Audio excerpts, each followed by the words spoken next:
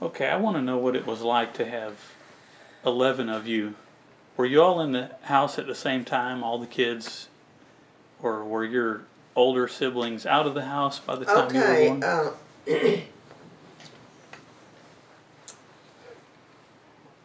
There was 10 of us, and my mother and daddy living together for several years. So that's 12 around the table 3 times a day to cook for. It's a big table. We had a big, long table, and on one long side was a tall bench for all the children to sit on so that they could reach the table. And then the chairs on both sides. My daddy sat at the head of the table, the children sat on the bench, my mother sat on the side. And was my oldest sister married before I was born. Her name was Effie. I think I'll just name all of us in the order that my mother and daddy had them. My oldest sister is Effie, and her name started with an E. So the next was Ethel. Hers started with an E. Now the boys' names all started with a C, and so the next one was Clyde, my brother Clyde. And then a brother, Clifford. And then another sister, Eddie O'Reen. Her first name was started with an E. And another sister, Edith Opal.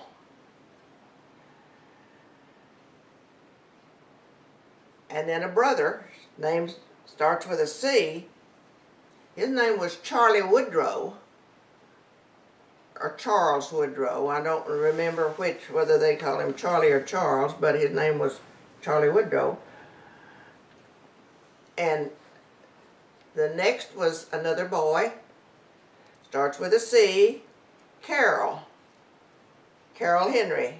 My mother's brother's name was Henry, so his name was Carol Henry. And then another girl, me, Elsie Marie. Another girl, Evelyn Rachel. And the last was Eunice Winona. Now, when the one just younger than me, her name was Evelyn Rachel, but I was just 2 years older than her. So I was trying to say baby, and I would say Bobby. So that's how she got her name, Bobby. They started calling her Bobby instead of her right name, Evelyn Rachel, because I was saying Bobby. So she has never gone by her real name. But then the oldest sister was married before the last 3 of us were born. And she had a baby daughter, Sylvie, 16 days ahead of me being born. So, and at home, all my family always called me Marie. I wasn't called Elsie till I was in school. They all called me Marie. Well, one day, Effie was visiting over our place. She brought her new baby, 16 days older than me. She brought her over, and I guess she had put her down to sleep, and she was holding me in her arms. So my brothers and sisters came in from the field for lunch, and Effie was sitting there holding me, and they wanted to see Sylvie, so they went up and they said, "Oh, she looks just like Marie." They just thought Sylvie looked like Marie, but it was me that Effie was holding. But I was called Marie until I changed schools when I was in the 4th grade, and I started to this little new school, and the teacher came by where I was sitting and said, "Okay, what's your name?" It was just a small school, 2-room schoolhouse. I mean, no, it was like, had 4 rooms, I think, or 4 or 5, but it's just a small country school. And she came and said, "What is your name?" And I said, "Marie." "Uh-oh, we have another Marie." "And what is your other name?" And I said, "Elsie." And she said, "Okay, you'll be Elsie, because we already have a Marie." And I didn't know any better, so from that day on, I was Elsie away from home. In school, I was Elsie, and home I was Marie. But if I had it to go over, it's not good to have a split name like that, to be called one place and another at home, you know. But I didn't know that I could say anything to her, so that's the way it was. She said, "Okay, you'll be Elsie." So that's how I got to being called Elsie. Did y'all have enough food to eat with that many people? You know, that's one thing that I can say. We always had plenty of food, and good food. And there's probably was people at that time going hungry when of course, we all worked. From the time we was big enough to work, we worked helping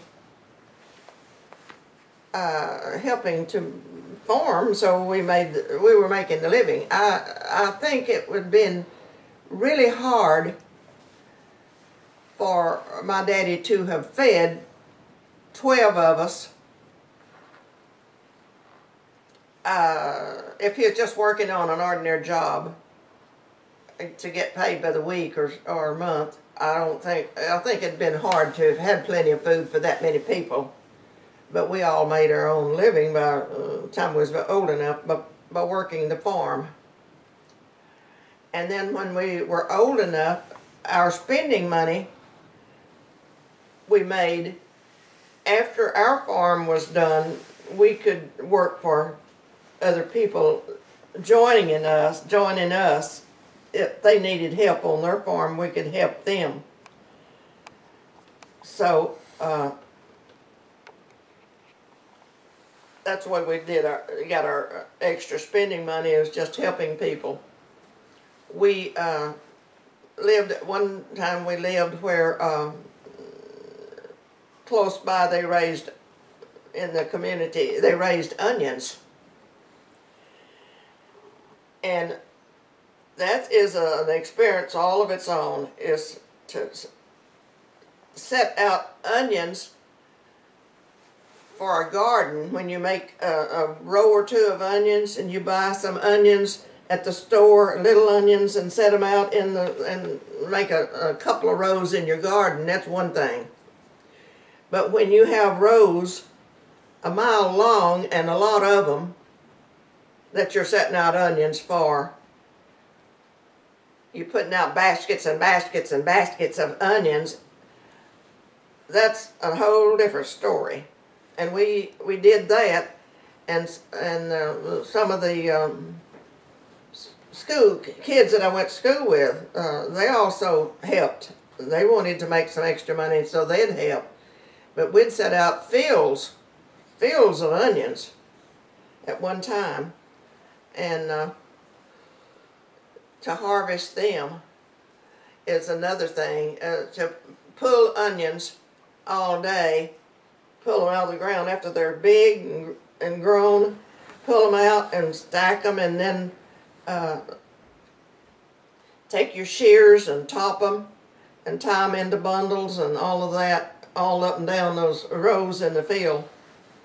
And your granddaddy, after we was married, he talked about how he used to work in an onion field all day, and then and topping onions, and you know, you get to where you smell like an onion, and then he'd go out on a date.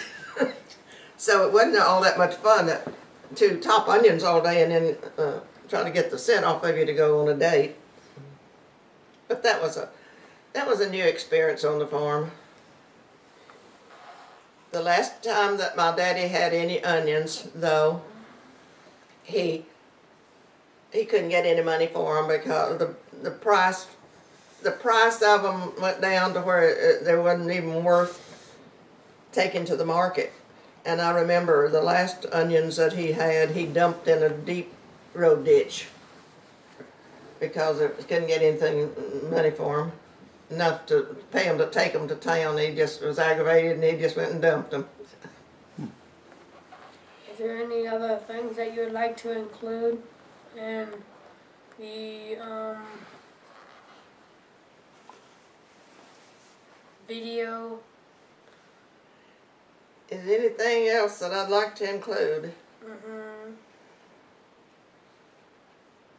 Well,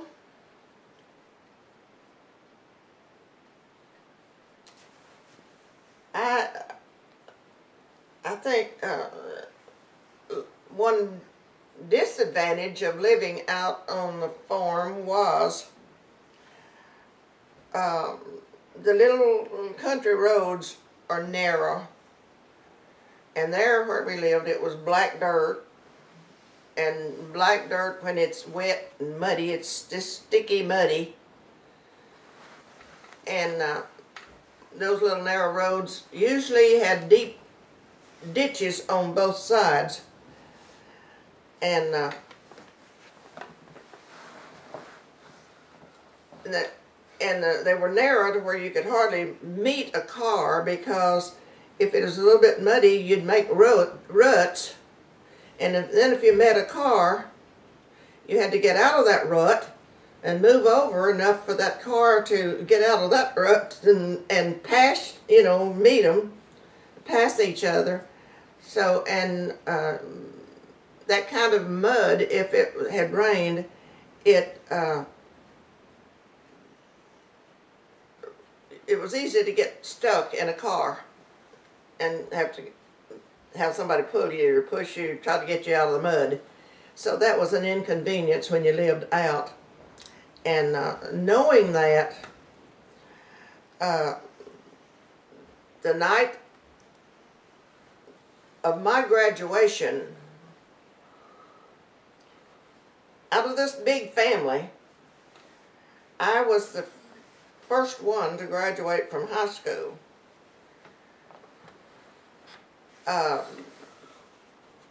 My brother Carol got fed up with going to school when he was in about a year before he graduated. He started not liking school, and he quit. And the principal that we had known a long time came out to our house in the country and to talk to him and try to get him to not quit school. But he was fed up with it, and he quit about a year before graduation time. So he thought he was going to fail, and the teacher told him that he was not failing, and he wanted him to go back, but he wouldn't. But anyway, on the night of my graduation, Ethel, my sister that lived in Greenville, came to be there to go to my graduation. But that morning, my mother said, "You'd better take your cap and gown with you and plan on staying all night over at Robbie's, my closest friend, because you know, if there's a cloud in sight, your daddy won't go into town to the graduation if there's a cloud in sight, And I could see why. Those roads were so sticky and muddy when they got wet. So, sure enough, they didn't get to go.